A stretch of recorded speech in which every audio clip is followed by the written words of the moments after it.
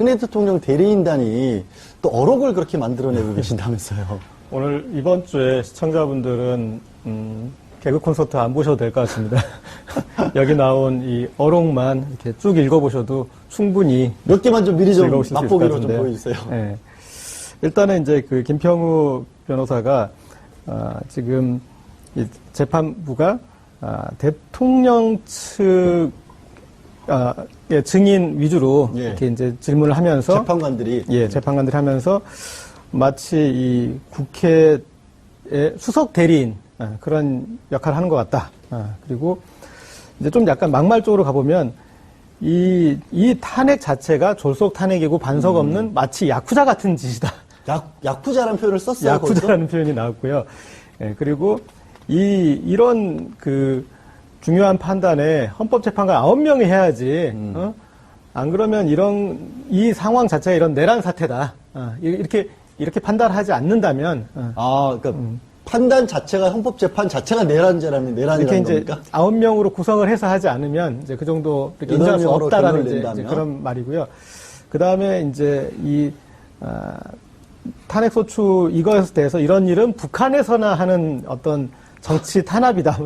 모르겠습니다. 그러니까, 정말 막말이라는 어떤 표현 외에 더 심한 말까지 제가 할 수 있을 것 같은데, 어쨌든, 정말 이 재판부를 흔들기 위해서 할 수 있는 모든 악담과 독설을 다 쏟아냈다고 볼 수 있을 것 같습니다.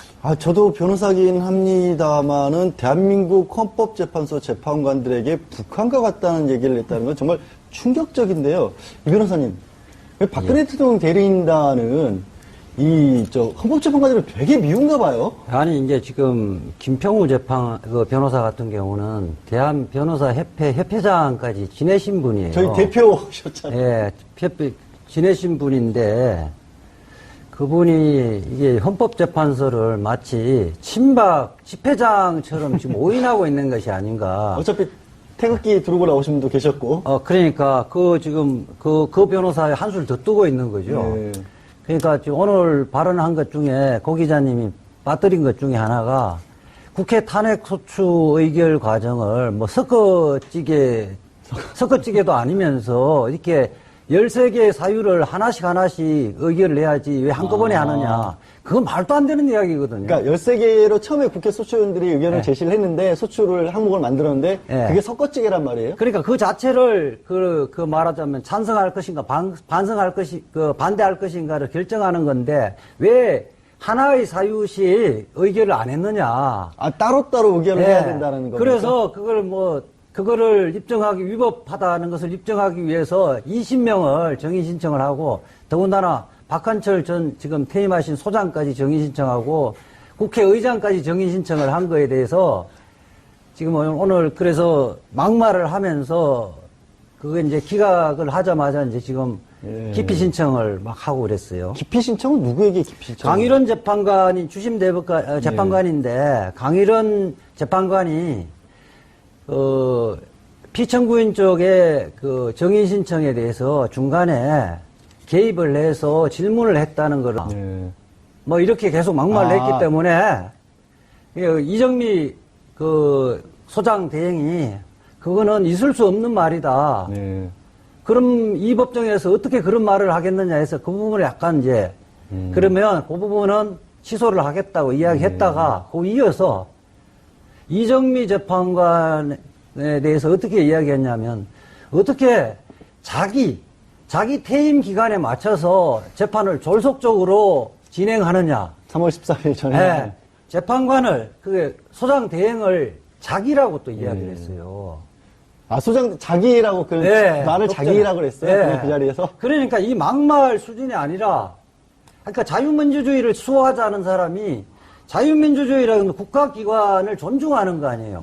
국가기관의 권위나 이런 것들을 시정잡배처럼 이렇게 말하자면 다 무시하는 거거든요. 그러니까 강일원 재판관 기피 신청이라는 게 재판에서 빠져달라고 변호사들이 요구를 했다는 거잖아요. 그렇죠. 당신 재판하는 거 마음에 안 드니까 빠지고 나머지 하자라는 얘기였는데. 그것도 지금 뭐냐면 재판 지연의 목적으로 기피 신청을 하면 형사소송법 바로 기각하도록 돼 있거든요. 그러니까 이런 꾀를 낸 거예요. 형사소송법을 준용하도록 되어 있잖아요. 탄핵 예, 심판은. 그렇죠. 그러니까 이 부분은 민사소송법을 준용을 해서 그 신청을 했는데 지금 현재 상태는 휴정되어 있습니다. 아마도 곧바로 재판정에 들어와서 이 부분은 바로 기각할 것 같습니다.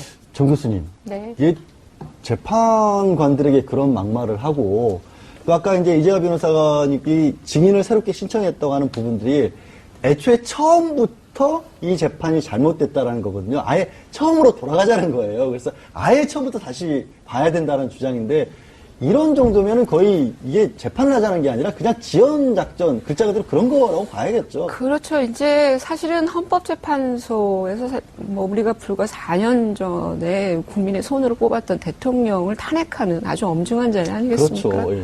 국민의 입장에서 사실은 상당히 마음 아픈 일이기도 하죠. 그런데 어쨌든 헌법재판소는 철저하게 법리공방에 근거해서 이루어져야 되는데 아마 박근혜 대통령이 실제로 갖고 있는 어떤 자기를 변호하거나 자기의 어떤 지금 혐의들을 나름대로 검증할 수 있는 법적 근거들을 충분히 갖고 있지 않은 상태에서 이 헌법재판소의 지금 심리에 들어간 게 아니겠느냐.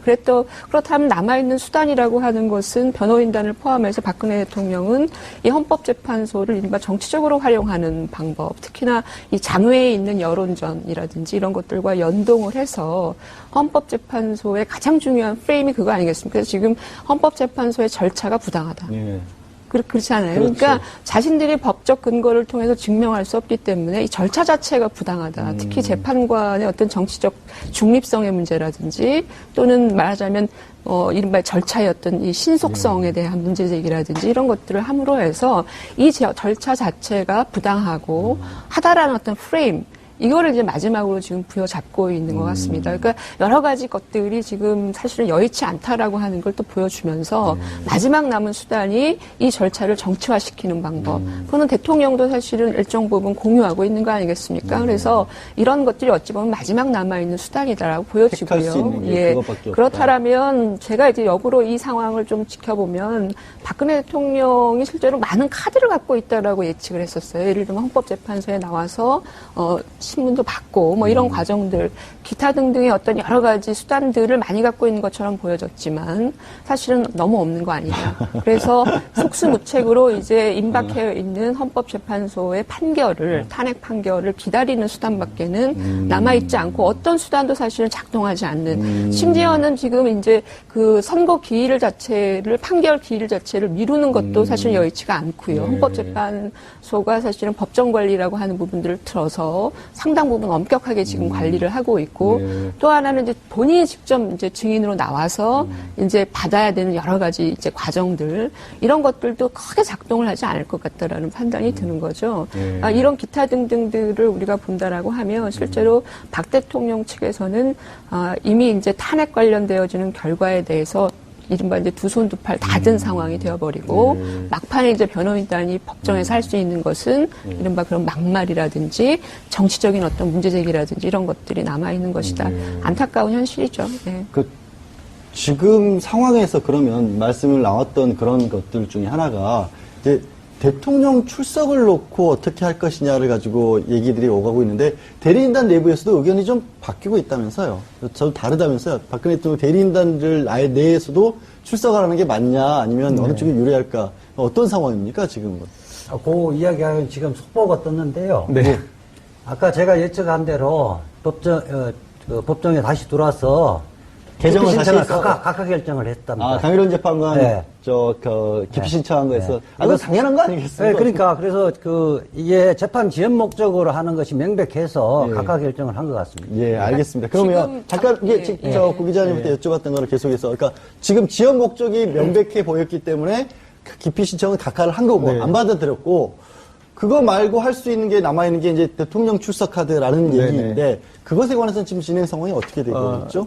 지금 이제 그 대통령 대리인단의 논점이 서느냐 마느냐 그런 논점이라기보다는 서서 이렇게 이제 어떤 이쪽 재판관이나 국회 측 대리인의 질문을 받지 않고 그냥 대통령이 또 다른 어떤 이 자기 입장 어떤 확대 이렇게 재생산할 수 있는 그런 무대로 할 수 있느냐 없느냐 그걸 놓고 조금 이제 그 여지만 있는 것 같습니다. 그러니까 예. 지원 카드라기보다는 정치적인 목적으로서 이거를 더 길게 하거나 아니면 뭐 그게 안 되더라도 지원 카드이면서 그다음에 마지노선은 제가 봤을 때 대통령이 거기서 직접 이 신문을 받는 것은 그 대리인들 중에 누구도 그것은 동의하지는 않는 사안인 것 같고요. 대통령의 입장에서 한때는 헌법재판소의 증인으로 이제 출석하는 것이 실제로 상당히 중요한 효과를 발휘할 거예요. 특히나 이제 이른바 이제 그 선고나 이 판결을 어떤 연기시키는, 지연시키는 데 있어서 대통령이 출석하는 것이 효과적일 것이다. 뭐 이런 식의 어떤 전략적 고민들이 있었을 것 같은데, 현재로서는 이미 헌법재판소가 이정미 재판관의 이른바 퇴임 이전에 선고를 하기로 되어 있기 때문에 실제로 그